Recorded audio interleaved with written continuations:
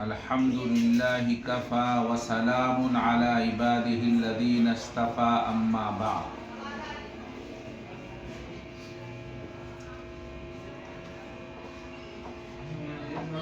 پردہ نشین میری ماؤں بہنوں اور عزیز بچیوں، یہ بخاری شریف کی آخری حدیث ہے۔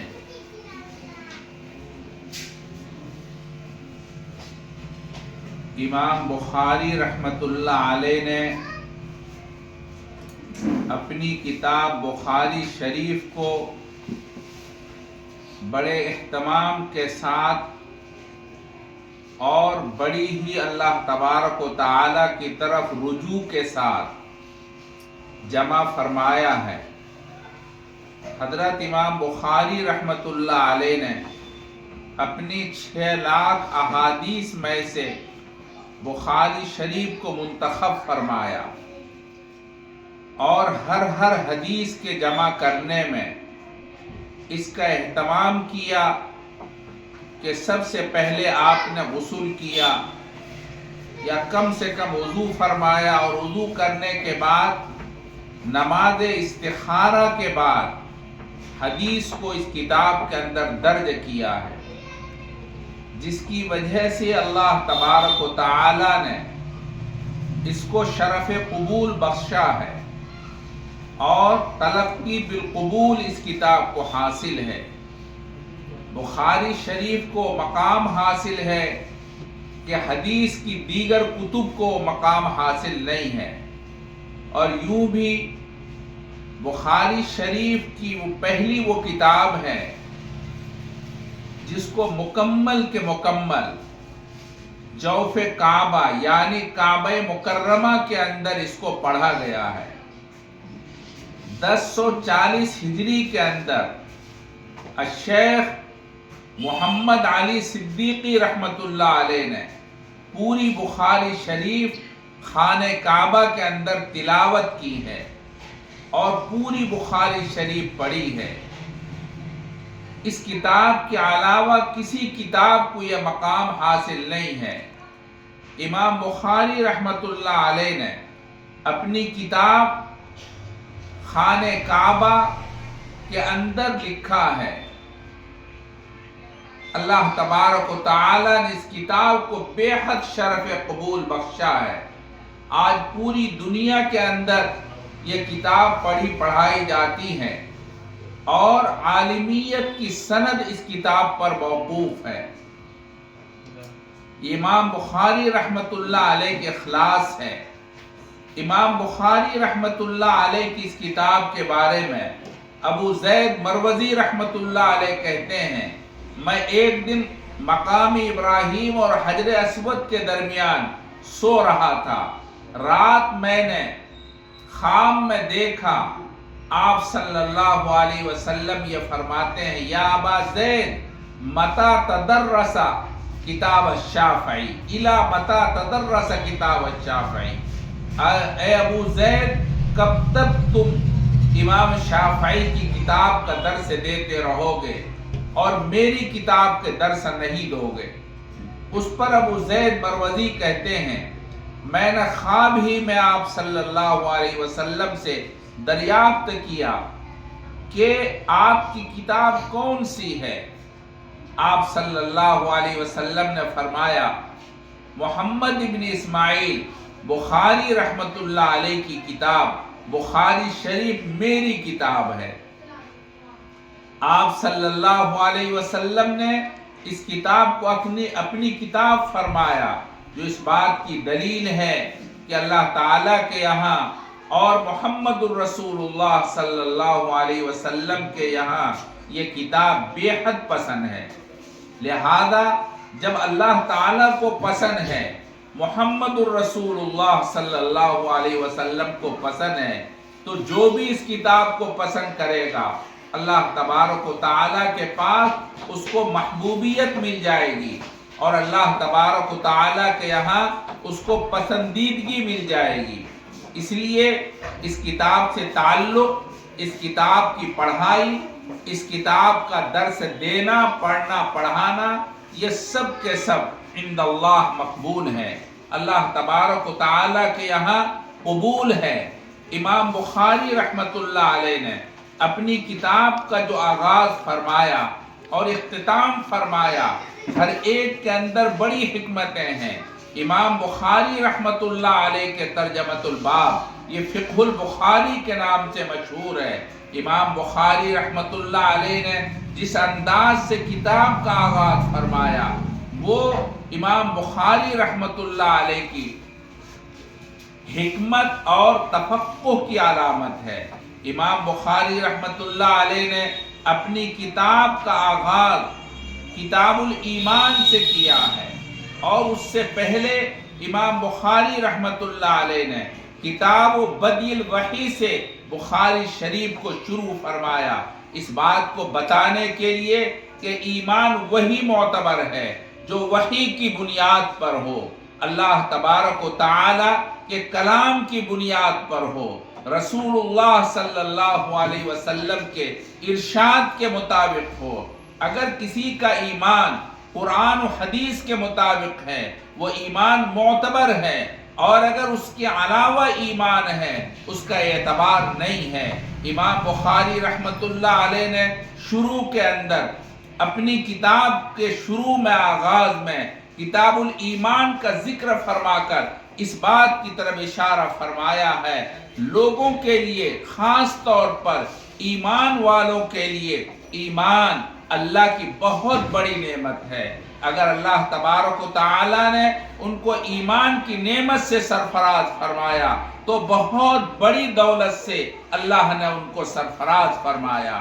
اللہ تبارک و تعالیٰ نے ایمان سے جس کو نوازا ہے، اللہ تعالیٰ کا وہ خاص طور پر محبوب بندہ ہے۔ اللہ تبارک و تعالیٰ نے ایمان کی نعمت سے سب کو نہیں نوازا۔ آپ جانتے ہیں اللہ کے فضل کے بغیر ایمان نہیں ملا کرتا۔ آپ صلی اللہ علیہ وسلم کے چچا ہیں، آپ صلی اللہ علیہ وسلم کے اعزا ہیں، رشتہ دار ہیں۔ ابو جہل بھی آپ کا خاندانی ہے، ابو لہب بھی بہت بڑا آدمی ہے اور آپ کے خاندان کے چچا ہیں، لیکن اللہ تبارک و تعالیٰ نے ان لوگوں کو ایمان کی دولت سے سرفراز نہیں فرمایا۔ ان کے گھر کے اندر نبوت ہے لیکن ان کو ایمان نصیب نہیں ہوتا۔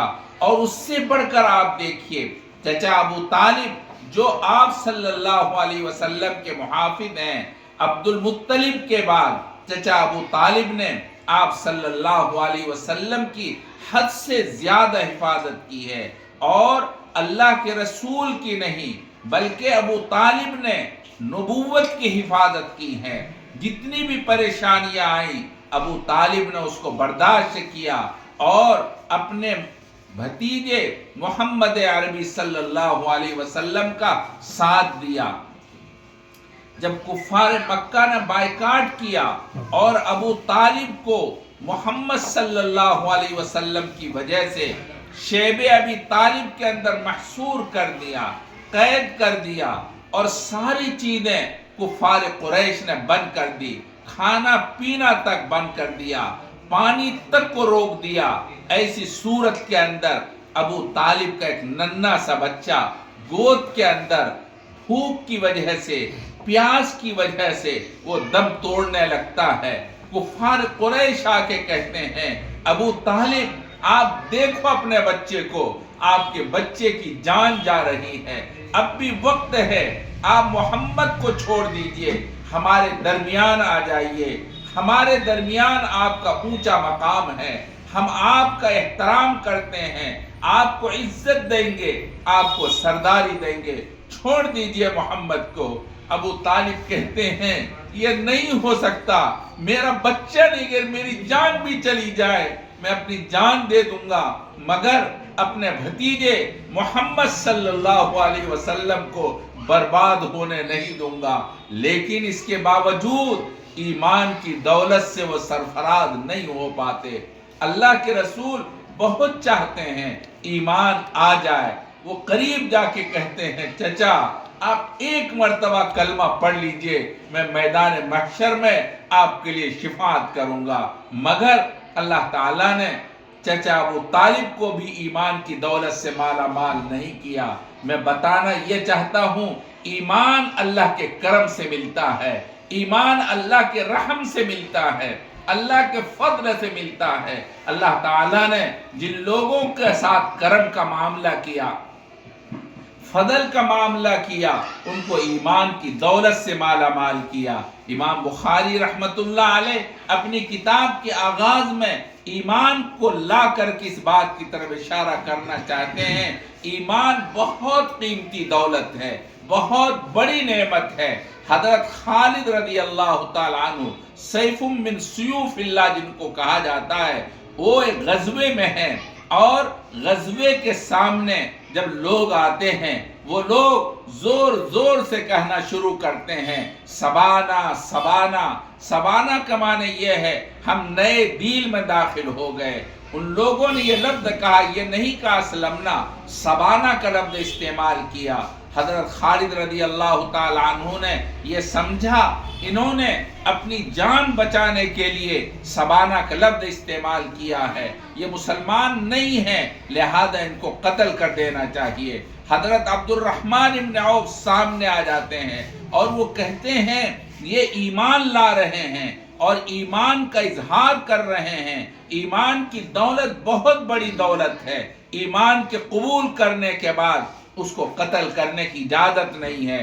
دونوں میں کافی بحث ہو گئی، اللہ کے رسول کی خدمت میں یہ مقدمہ گیا، اللہ کے رسول نے فرمایا خالد ایمان کا لے آنا، ایک آدمی کا ایمان قبول کر لینا سرخ اونٹوں سے بہتر ہے۔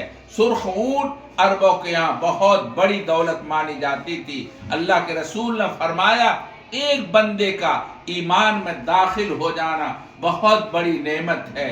میری عزیز بچیوں، خاص طور پر میں آپ سے درد کے ساتھ یہ کہنا چاہتا ہوں، اللہ تبارک و تعالی نے آپ کو ایمان کی دولت سے مالا مال کیا ہے، اور صرف ایمان نہیں بلکہ احادیث مبارکہ کے بابرکت کلام سے اللہ کے رسول صلی اللہ علیہ وسلم کے سینے سے نکلے ہوئے وہ مبارک نور ہیں جو اللہ کے رسول صلی اللہ علیہ وسلم کے سینوں کے اندر موجود تھا، وہ آپ کے الفاظ میں ڈھل کر احادیث کی شکل میں ہمارے سامنے ہیں۔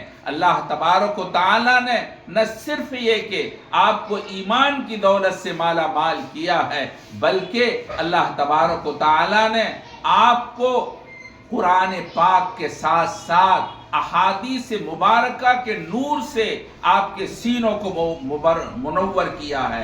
یہ اللہ کا بہت بڑا فضل ہے۔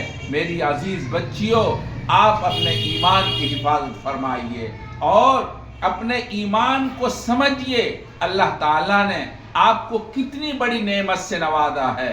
صحابہ کرام رضوان اللہ تعالی علیہم اجمعین کے زمانے کے اندر صحابیات نے ایمان کے لیے جانیں دے دی ہیں، مگر ایمان کو برباد نہیں کیا، ایمان کو ہاتھ سے جانے نہیں دیا۔ حضرت سمیہ رضی اللہ تعالی عنہ صرف اس وجہ سے وہ ایمان لاتی ہیں، ابو جہل کی باندھی ہیں، ابو جہل کو پتہ چلتا ہے سمیہ ایمان لا چکی ہیں، وہ بلاتے ہیں اور بلانے کے بعد کہتے ہیں سمیہ میں نے سنا ہے تو محمد عربی پر ایمان لے آیا ہے اور محمد کے رب پر ایمان لے آیا ہے۔ وہ کہتی ہاں میں ایمان لا چکی ہوں، کہا تمہیں پتہ ہے اس کا انجام کیا ہے؟ سمیہ کہتی ہے مجھے کچھ پتہ نہیں، میں تو ایمان لا چکی ہوں۔ اس پر ابو جہل کہتا ہے دیکھو فوراً پلٹ جاؤ ورنہ تو تمہاری جان جا سکتی ہے، تمہاری جان ختم ہو جائے گی۔ سمیہ رضی اللہ تعالی عنہا نے اعلان کر دیا کچھ بھی ہو ہمیں پتہ نہیں، میری جان جاتی ہے چلی جائے مگر میں ایمان کو جانے نہیں دوں گی۔ ابو جہل نے سمیہ کے نازک حصے میں برچھا مارا اور ان کو شہید کر دیا۔ حضرت سمیہ رضی اللہ تعالی عنہ نے شہادت کا جام نوش کر لیا مگر ایمان کو جانے نہیں دیا۔ یہ ایمان کی قدر ہے، ایمان کی نعمت کی قدر ہے۔ حضرت آسیہ رضی اللہ تعالی عنہا جو فرعون کی بیوی ہیں، آسیہ کے بارے میں فرعون کو پتہ چلتا ہے یہ ایمان لا چکی ہے۔ فرعون تو اپنے آپ کو خدا کہتا تھا، اپنے آپ کو اللہ کہلواتا تھا، اور اس کے بعد انہوں نے بلایا، اور بلانے کے بعد کہا مجھے پتہ چلا ہے تم موسیٰ کے رب پر ایمان لا چکی ہو۔ وہ کہتی ہاں میں ایمان لا چکی ہوں۔ فرعون کے سامنے موسیٰ پر ایمان لانے والوں کے لیے بہت سخت سزا ہوتی تھی۔ سزا یہ ہوتی تھی ان کو پکڑا جاتا تھا اور اس کے ہاتھ پیر چاروں کو چت کر کے چاروں میں میخیں یعنی کیلیں ٹھوک دی جاتی تھی، اور اس کے بدن سے کھال کو ادھیڑا جاتا تھا اور بے دردی سے ان کو مارا جاتا تھا۔ حضرت آسیہ رضی اللہ تعالی عنہا کو بلایا، اور بلانے کے بعد یہی ان کے ساتھ حشر کیا۔ بہت لمبا واقعہ ہے۔ فرعون نے کہا اب بھی تیرے لیے وقت ہے، تو اپنے آپ کو سنبھال لے اور دوبارہ اسی دین پر آ جا۔ مگر آسیہ نے کہا جان جا سکتی ہے مگر ایمان نہیں جا سکتا۔ چنانچہ ان کو چومیخا یعنی ہاتھ پیروں کے اندر کیلیں ٹھوک دی گئی، اور اس کے بدن سے کھال ادھیڑی گئی، اور اس کے اندر مرچ بھر دیا گیا۔ ایسی صورت میں وہ صرف اللہ اللہ کی بات کرتی تھی۔ وہ تڑپتی رہی مگر اللہ تبارک و تعالیٰ کو یاد کرتی رہی۔ صحابہ کرام رضوان اللہ تعالیٰ علیہم اجمعین نے ایمان کے خاطر اپنی جانیں دے دی ہیں۔ اس لیے میری عزیز بچیوں، میں بہت لجاجت کے ساتھ، بہت عاجزی کے ساتھ آپ سے درخواست کرتا ہوں، آپ اپنے ایمان کا تحفظ کیجئے، اپنے ایمان کی حفاظت فرمائیے۔ جو رپورٹیں مل رہی ہیں موبائل کے حوالے سے، اللہ تبارک و تعالی ہم دعا یہی کرتے ہیں اللہ آپ کی حفاظت فرمائے۔ ہماری کتنی ہی بچیاں ہیں جو غیروں کے ساتھ تعلق قائم کر کے اپنے ایمان کو کھو چکی ہیں، اپنے ایمان سے ہاتھ دھو چکی ہیں، اور عجیب صورتحال ہے۔ ہماری بچیاں یقیناً ہماری بات ان کو سمجھ میں نہیں آئیں گی، لیکن واقعہ یہی ہے کہ آج موبائل کی وجہ سے ہماری بچیاں اپنے ایمان سے ہاتھ دھو رہی ہیں۔ اللہ کو یاد کرنا چاہیے، قرآن پڑھنا چاہیے، احادیث مبارکہ کو پڑھنا چاہیے، مگر ہماری بچیاں پوری رات اور خارج اوقات کے اندر موبائل سے جڑ جاتی ہیں، گناہ میں مبتلا ہوتی ہیں، اللہ کی لعنت اس پر برستی ہے، اس گھر پر اللہ کا غضب برستا ہے جو گھر اس طرح سے گناہوں میں مبتلا ہوتا ہے۔ اس لیے میری عزیز بچیوں، میں آپ سے کہتا ہوں آپ اپنے ایمان کی حفاظت فرمائیے، اپنے ایمان کو ایمان سمجھیے، ایمان کی نعمت کو سمجھیے۔ اللہ تعالیٰ نے آپ کو بہت اونچا مقام عطا فرمایا ہے، ایمان عطا کر کے اللہ نے احسان فرمایا ہے۔ امام بخاری رحمت اللہ علیہ شروع باب کے اندر ایمان کو لا کر کے، کتاب الایمان کو لا کر کے اسی طرف اشارہ کرنا چاہتے ہیں۔ ایمان بہت قیمتی دولت ہے۔ اس کے بعد امام بخاری رحمت اللہ علیہ نے اخیر کے اندر کتاب التوحید کو قائم کیا ہے۔ یہ آخری باب کتاب التوحید ہے، اور پھر اس کے بعد میں یہ آخری باب قول اللہ عز وجل وندع الموازین القسط لیوم القیامہ ہے۔ امام بخاری رحمت اللہ علیہ کی یہ آخری کتاب ہے، لیکن حضرت شیخ سہارنپوری رحمت اللہ علیہ یعنی مولانا زکریا صاحب رحمت اللہ علیہ وہ کہتے ہیں آخری کتاب یہ نہیں ہے، بلکہ اصل کتاب باب الاعتصام بالکتاب والسنہ ہے، اور اسی کے ذیل میں کتاب التوحید ہے۔ یہ کہتے ہیں ایمان کا حاصل اصل یہ ہے آدمی قرآن و حدیث پر مضبوطی کے ساتھ عمل پیرا ہو جائے۔ انہی میں سے ایک توحید بھی ہے کہ اللہ تبارک و تعالی کو ایک ماننا، اللہ کی وحدانیت کا مضبوطی کے ساتھ اقرار کرنا اور اس کو قبول کرنا، یہ ہے باب الاعتصام بالکتاب والسنہ۔ یہ اسی کا ایک حصہ ہے۔ اللہ تبارک و تعالی کہ کتاب اور احادیث پر مضبوطی سے عمل کرنے والا یہی حقیقت میں ایمان والا ہے۔ علامہ انور شاہ کشمیری رحمت اللہ علیہ یہ فرماتے ہیں کتاب التوحید کے ذریعے سے اصل امام بخاری رحمت اللہ علیہ تلاوت اور متلو میں فرق کرنا چاہتے ہیں۔ تلاوت الگ ہے اور متلو الگ ہے۔ ایک وقت آیا تھا امام احمد بن حنبل رحمت اللہ علیہ کے زمانے میں، اس وقت معتزلہ نے یہ اعلان کر دیا تھا قرآن مخلوق ہے، حادث ہے۔ امام احمد بن حنبل رحمت اللہ علیہ نے مضبوطی کے ساتھ ان کا مقابلہ کیا اور یہ اعلان کیا القرآن صفت من اللہ تبارک و تعالی، القرآن کلام اللہ غیر مخلوق، قرآن اللہ کلام ہے اور مخلوق نہیں ہے۔ اس کے بعد یہ فتنہ بڑا زوروں پر چلا۔ امام احمد بن حنبل رحمت اللہ علیہ کو قید و بند کے اندر بند کر دیا گیا، ان کو جیل میں ڈال دیا گیا اور 28 مہینے تک وہ جیل میں رہے ہیں اور قید و بند کے اندر رہے ہیں، اور ان کے اندر ان کو پیٹا جاتا تھا، مارا جاتا تھا۔ لیکن امام احمد بن حنبل رحمت اللہ علیہ نے بڑی پامردی کے ساتھ ان لوگوں کا مقابلہ کیا اور انہوں نے اعلان کیا القرآن کلام اللہ غیر مخلوق۔ کہنے کا مطلب یہ ہے امام احمد بن حنبل رحمت اللہ علیہ کے کہنے کا حاصل یہ تھا۔ علامہ انور شاہ کشمیری رحمت اللہ علیہ کہتے ہیں ایک تو تلاوت ہے اور ایک متلو ہے۔ متلو اللہ کا کلام ہے اور ہم جو تلاوت کرتے اپنی زبان سے یہ تو حادث اور مخلوق ہے، مگر قرآن جس کو ہم اللہ کلام کہتے ہیں وہ حادث نہیں ہے۔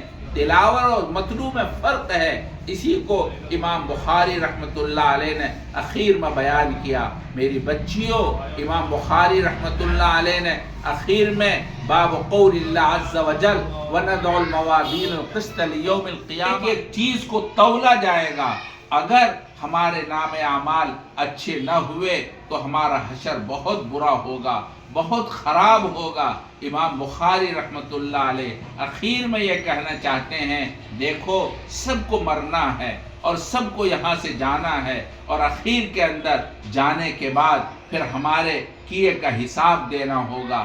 اس لیے آدمی کو ہوشیار ہو جانا چاہیے، چوکنا ہو جانا چاہیے، یہ نہیں سمجھنا چاہیے کہ میری زندگی جیسی تیسی گزر رہی ہے گزر جائے گی، نہیں، آگے آپ کو اپنی ساری چیزوں کا حساب دینا ہوگا۔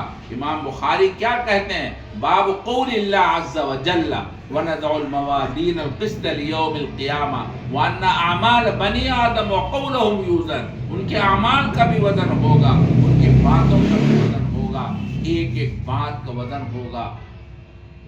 اگر ہم بیٹھ کر کے پیٹھ کے پیچھے غیبت کرتے ہیں، دوسروں کی برائی کرتے ہیں، اللہ تعالیٰ کے یہاں یہ لکھا جا رہا ہے، قیامت کے دن وزن کیا جائے گا، اور وہاں اگر ہمارے اعمال نیکیوں سے خالی ہو گئے تو ایسی صورت میں خسارہ ہی خسارہ ہے، نقصان ہی نقصان ہے۔ اس لیے عزیز بچیوں، اللہ تبارک و تعالیٰ نے آپ کے اوپر کرم فرمایا، آپ کو اللہ تعالیٰ نے علم دین کی دولت سے سرفراز کیا، بخاری شریف آپ نے پڑھی ہے۔ اللہ تبارک و تعالیٰ کی اس نعمت کی قدردانی کیجیے۔